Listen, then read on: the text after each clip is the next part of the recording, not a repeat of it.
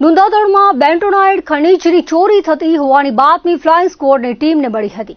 બાતમીના આધારે સતર્ક બનેલી ટીમે ગત રાત્રિના આશરે 2 વાગ્યાની આસપાસ ઓચિંતું સર્ચ ઓપરેશન હાથ ધર્યું હતું। ત્યારે નુંદાતળમાં ખનીજ ચોરીની ગેરકાયદેસર પ્રવૃત્તિમાં સંકળાયેલા માફિયાઓ પણ ભારે ચાલાક સાબિત થયા હતા। ગામમાં પ્રવેશવાના તમામ રસ્તાઓ પર ખાનગી વાહનોની અવરજવર પર નજર રાખવા અને રેકી કરવા માટે પોતાના માણસો ગોઠવી રાખ્યા હતા। ફ્લાઇંગ સ્ક્વોડની ટીમ ગામમાં રેડ કરવા આવી હોવાના સમાચાર વોચમેનો દ્વારા લીક થઈ જતા હતા, જેથી ખનીજ ચોરીના સ્થળે હાજર આરોપીઓ અને મશીન ચાલક એલર્ટ થઈ ગયા હતા।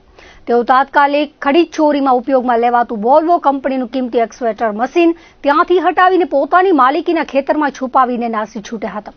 જોકે તપાસ ટીમે હાર માન્યા વગર ભારે કુનેપૂર્વક એક્સવેટર મશીનની ચેનના જમીન પર પડેલા નિશાનનો પીછો કર્યો હતો અને છુપાવી દેવાલું મશીન શોધી કાઢ્યું હતું। મશીન પકડાઈ જતા આરોપીઓ દ્વારા તપાસ ટીમને ડરાવવા અને ધમકાવવાના અને યેન કેન પ્રકારે દબાણ લાવીને સ્થળ છોડી દેવા માટેના હવાતીયા મારવામાં આવ્યા હતા।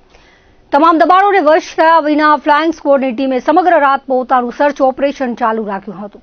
વહેલી સવારે ખાનગી મેકેનિકની મદદ મેળવીને મશીનને અનલોક કરવામાં આવ્યું હતું। તેને કોઠારા પોલીસ સ્ટેશન ખાતે ખસેડીને સીઝ કરી દેવાયું હતું। હાલ આ મશીન પોલીસની કસ્ટડીમાં સોંપવામાં આવ્યું છે। દિલ ધડક ઓપરેશન દરમિયાન કોઠારા પોલીસ સ્ટેશનના પીઆઈ પિયુષ ડ્રાડા તેમજ તેમના સ્ટાફે તપાસની શરૂઆતથી લઈને મશીનને સુરક્ષિત રીતે પોલીસ મથકે પહોંચાડવા સુધી પ્રશંસનીય અને સંપૂર્ણ સહયોગ આપ્યો હતો। પ્રાથમિક તપાસમાં જપ્ત કરાયેલા મશીનના માલિક તરીકે નુંદાતળના રહેવાસી પઢિયાર સદામ હુસેનનું નામ બહાર આવ્યું છે।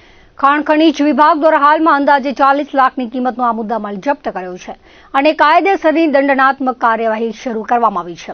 આ સફળ ઓપરેશનથી પંથકના ખનીજ માફિયાઓમાં ભારે ફફડાટ ફેલાઈ ગયો છે।